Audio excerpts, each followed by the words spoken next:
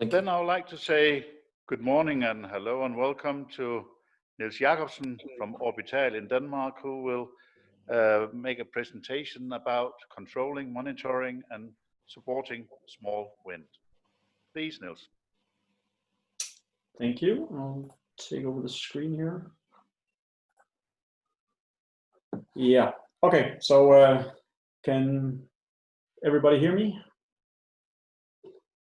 Okay, good. Thank you, Brooke. Yeah, so first of all, thank you very much for inviting and taking your time to arrange this conference. That is unfortunately not at your nice facilities in the Folkecenter, but online. The agenda I will be going through today is controlling, monitoring, and supporting small wind through the cloud mainly. We have hardware as well, but I'll be getting into that. So briefly, going through a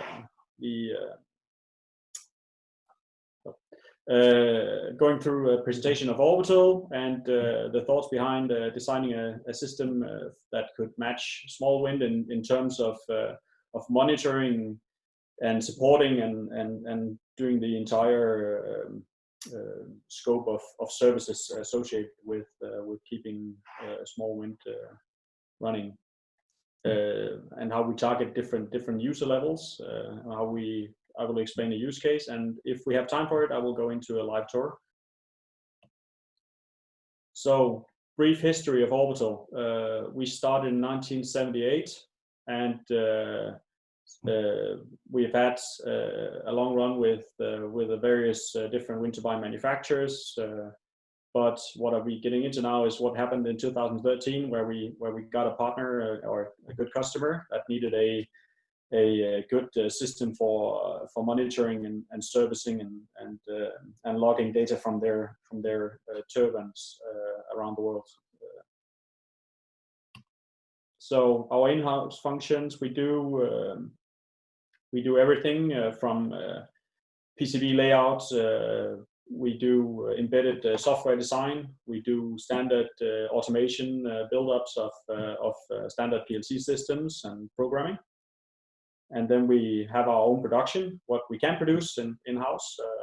Of course, we do not make the PCB circuit boards themselves. They're made in China, but everything is assembled and tested here in our facilities in Orbital.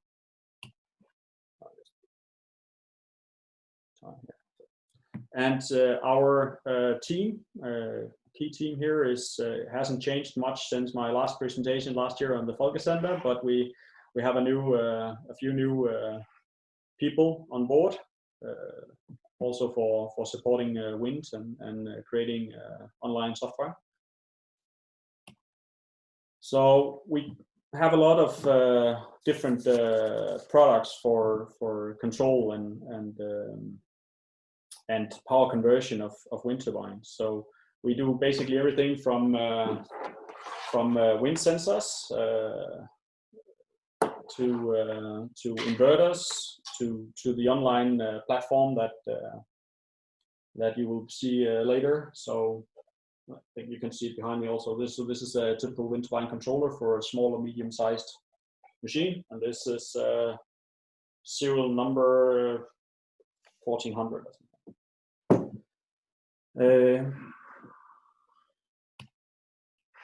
A bit of our customers through the years that I could recall off the top of my head that we've been working with. So we had some of them are not, unfortunately not around anymore, but and some of them just merged or changed the names.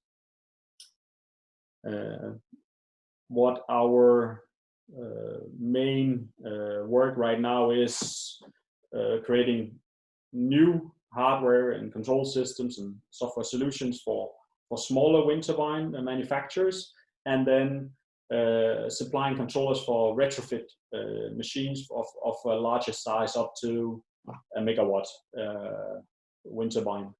So for example, a turbine is taken down in Denmark and erected for a few years ago. It was Italy, and then normally the controller supplier is not available any longer, or spare parts is scarce. So that in that aspect, we are able to go in and supply a new system to retrofit the olds. So our SCADA solution is a cloud-based online, obviously 24/7 system that we currently have running on a bit over 1,200 wind turbines the world over. And getting a system like that designed is took a lot of thought for us, because we wanted to target especially being able to supply the small wind area where we started with these with the ideas, but also being able to scale it up to bigger turbines. So and the thoughts behind making a new online solution were that obviously we needed a very secure system, because you are able to manage and control the wind turbines from abroad. So we needed to have an encrypted connection and a fully updated cloud solution. That was obviously number one. To being able to target small winds, it had to be affordable, because the customers of small wind are oftentimes private persons, so they are not always looking at on all details in having a cloud solution and understanding it all. So they at least need to be affordable,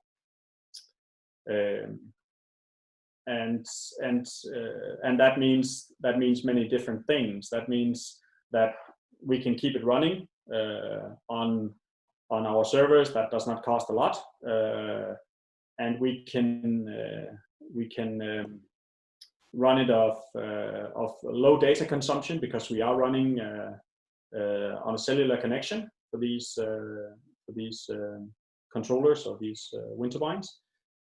So all aspects of it has to be affordable, and then showing that it adds real value, and by that meaning that we have full control over the turbines, so we are able to troubleshoot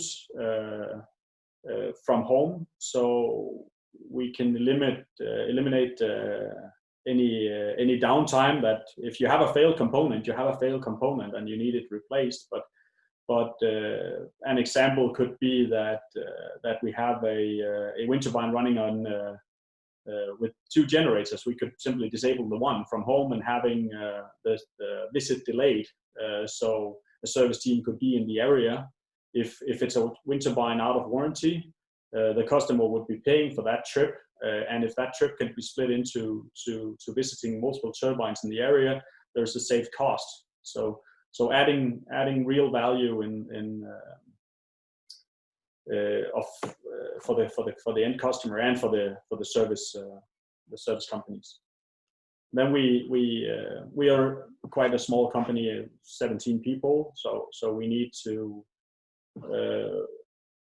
we wanted to make obviously we want to make a convenient interface, but we actually kept everything as simple as possible with the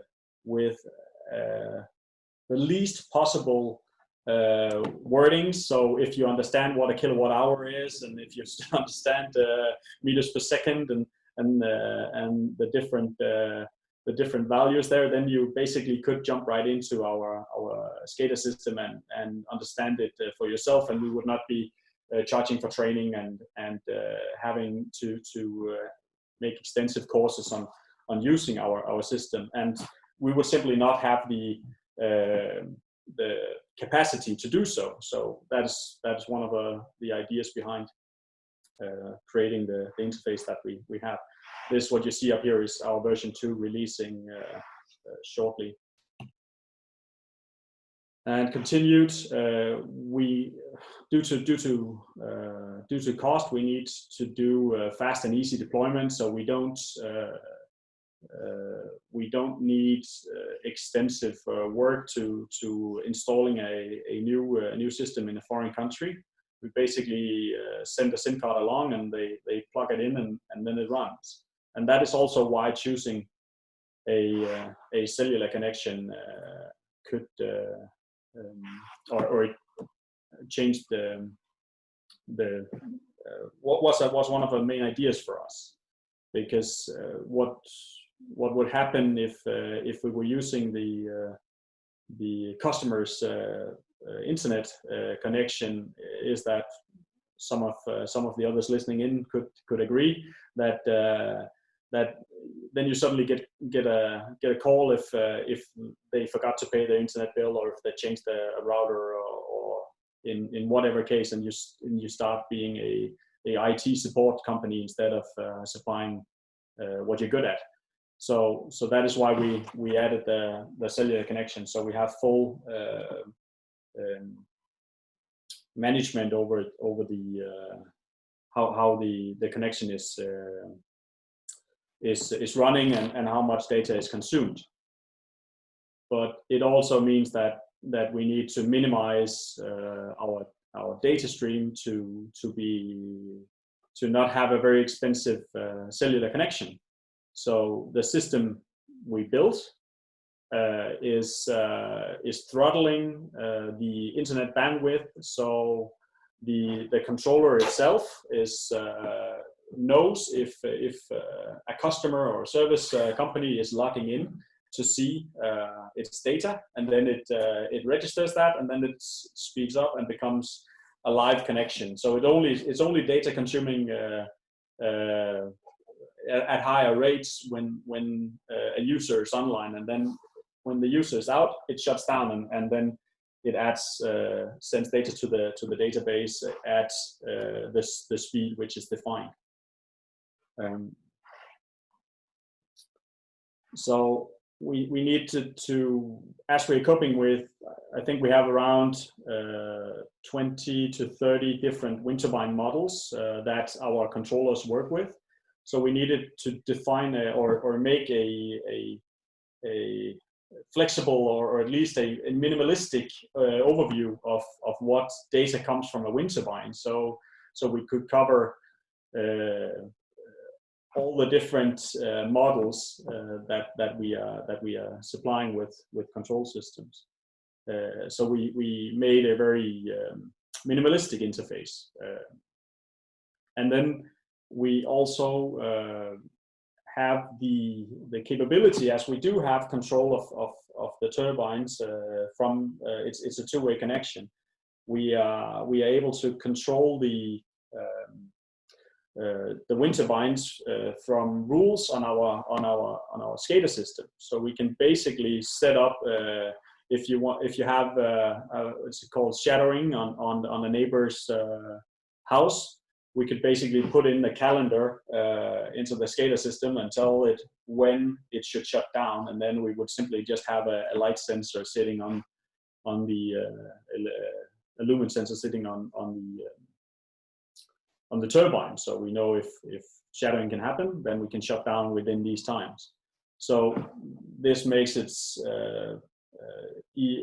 or at least possible to add functionality without going to a Winterbein and putting in new embedded software to the control system. At the time, it was easy to hit point number 7 in 2014-13, as you saw from the slide or from the agenda. There was basically no competition that we could find. There was one supplier, but they went away with when the company went bankrupt. That had some of the feel of what we were going for. A lot has happened since. I'm seeing comments coming in here. Okay. So it was easy to disrupt this area a little bit with our nowadays other things are coming, but what the customers were used to at this point in time were to have data every minute, and they were not able to control the turbines from their smartphone like we are now. So and obviously we are able to constantly update the system from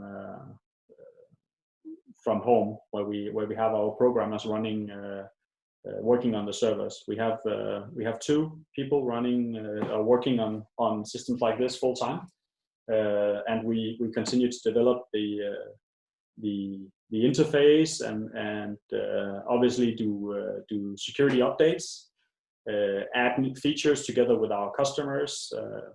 You know, a very recent thing could be that we have additional work in terms of limiting the wasted hours in servicing wind turbines. So we could add more updated route planning and such forth. Now we gather all the data. We have 1 minute data for the around 1,200 turbines. So we are able to, when we have one model of turbine, we are also able to do predictive maintenance. Then we can start to forecast what will be going wrong if we see patterns in the data. That is all something that is coming in the future.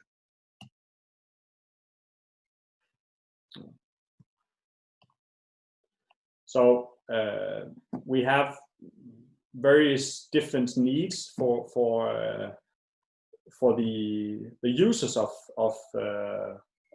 the Orbiscatter solution. So obviously they should also have different access levels. And we have Orbital, which we are able to supply level 2 and level 3 support.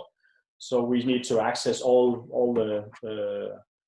the turbines on the system and look in the back end and control the user licensing and such forth, and do advanced statistics on the data. So we have access to everything. Then we have the different wind turbine manufacturers. They need to have all the control over their own brand of wind turbines, and they do level 1 and level 2 support to the end customers. So they are able to create the users for their turbines and yeah, run all functionality on their brand of turbines.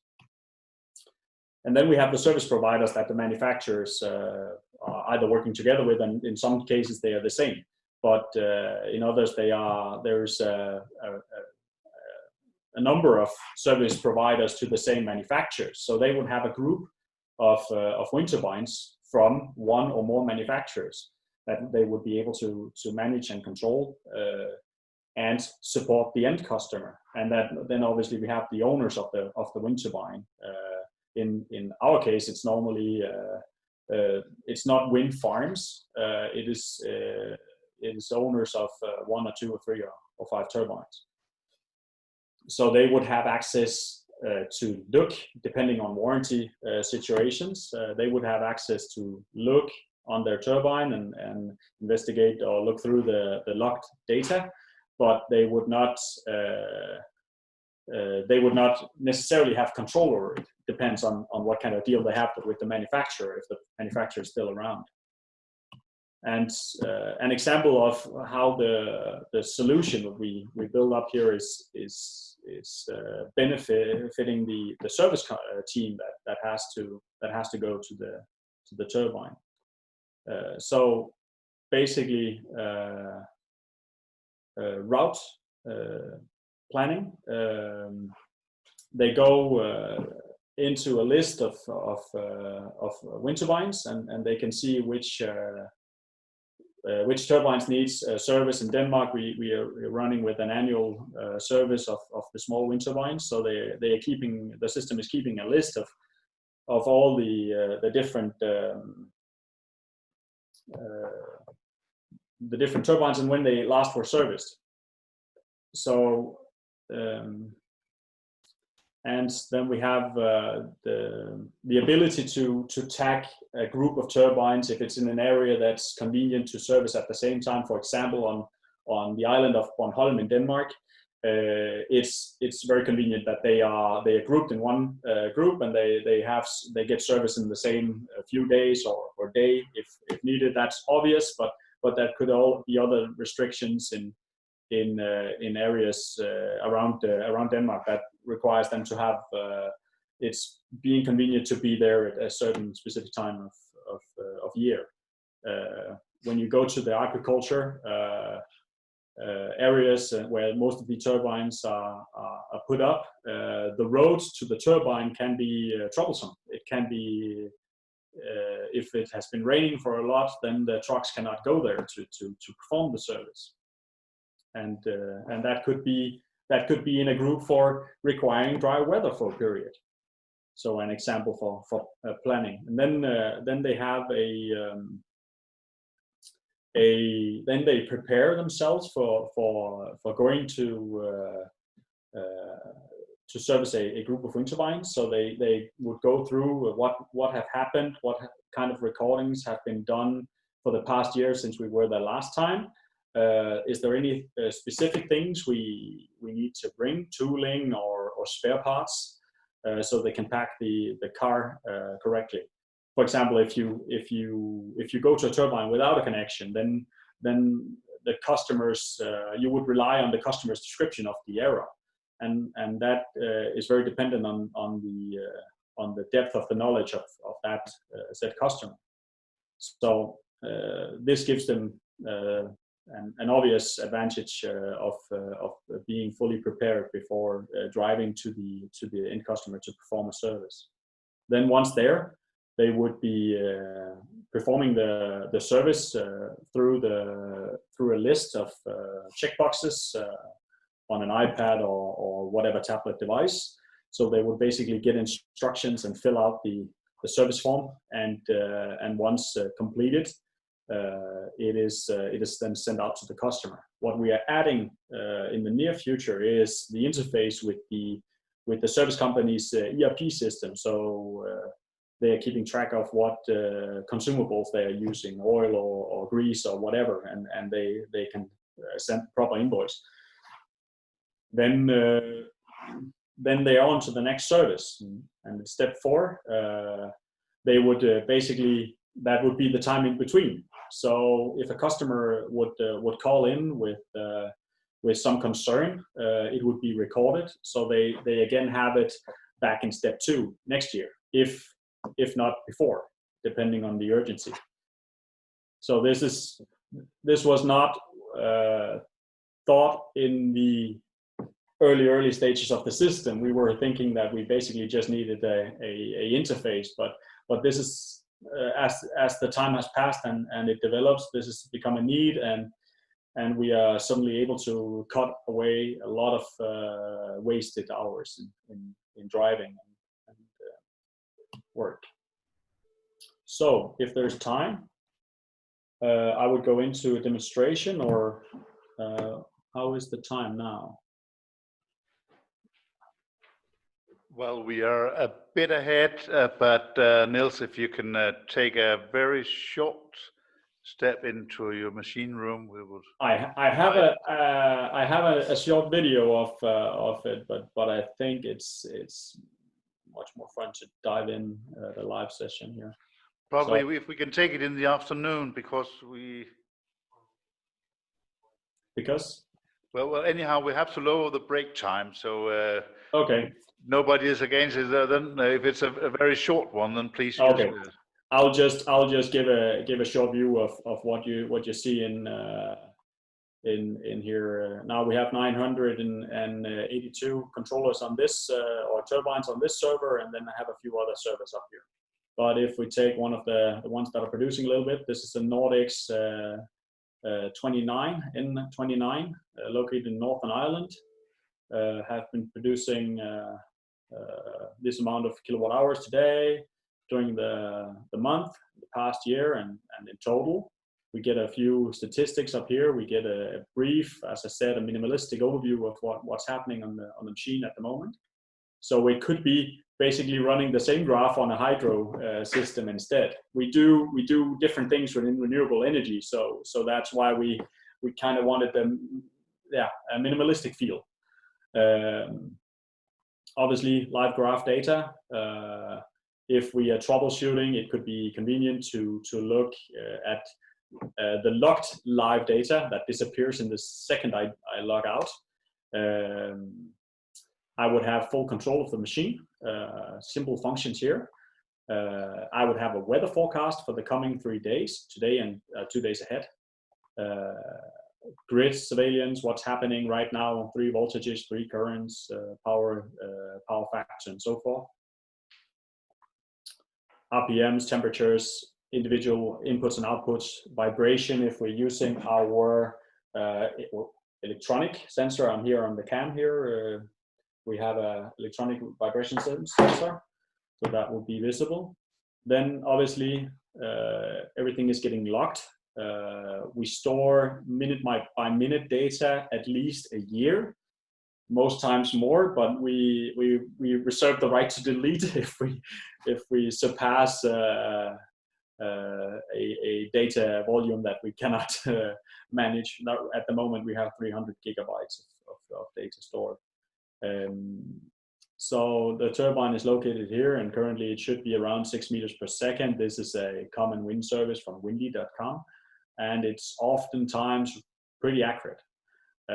So 9 meters, normally it's better. Northern Ireland changes a lot. The past events for the day, there was nothing. There was a timeout of the connection, and it was reestablished shortly later. We can look at all temperatures, generators, RPMs, frequencies, and so on, everything that is being logged into the system. And we can go in at any day. So, and then we have statistics made on a daily basis, updated every 20 minutes. And obviously, we have the past years of production in average wind speed and in produced energy. And we have a bit of a high score, but just because it's fun, to look into what was the best date of the system, or day of the system, or of this turbine producing. So this is what's the best. It's a 250 kilowatt turbine doing an average of 270 with a stop, and I suspect a stop due to overheating. No, low hydraulic pressure on the blade. This is not running on our service schematics, so there was no service scheme here for this. But else we have advanced. We have dynamic buildup of power curves. We can compare at any time with any turbine. So we have, that's very nice. If you have a number of turbines being installed of the same brand, you can quickly, after the data is built up, compare if the blade angles are installed correctly, or what is happening due to if a single installation is sticking out. Then it's very easy for the installer and the service team to correct a mistake that you would not see otherwise. The activity log, the entire activity log of the system, and errors in observations added, if a customer called in, any command being sent, parameters changed, service timeouts, and so forth. That can be downloaded and work with. Advanced controls under the hood. We can reboot a controller if we update a parameter needed to do so. Power curve you saw, parameters. If I wanted to change the automatic motor start or wind speed, I could search wind, and then I get every parameter associated with wind. I can edit them immediately, and it would work from when I push go. I can export large amounts of data from the database and adjust the time.